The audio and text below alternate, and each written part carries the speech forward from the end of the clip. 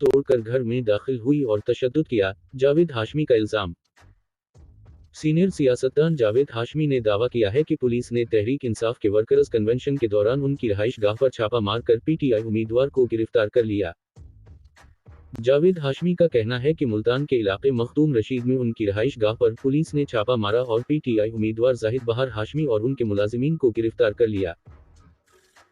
जावेद हाशमी ने social media पर जारी अपनी पोस्ट में लिखा, पंजाब पुलिस के रात 1 बजे बीसीओ एहलकारों ने मेरी मखदूम रशीद की रिहाइशगाह का मुहासरा कर लिया और गैर कानूनी तौर मेरे घर की चादर चार दीवारी का तकद्दुस पामाल करते हुए विदाउट वारंट अंदर दाखिल हो गए। मेरे दामाद शाहिद बहार हाशमी और नौसे कासिम हाशमी को गैर कानूनी तहवील में ले लिया गया है। तमाम मुलाजिमीन को गिरफ्तार लिया गया है।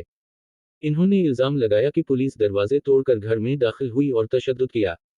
ज़राए के मुताबिक जावेद हाशमी की रिहाइशगाह पर मुनक़िदा पीटीआई के वर्कर्स कन्वेंशन में पीटीआई रहनुमा महर बानो कुरैशी और ज़हर कुरैशी को भी शिरकत करना थी।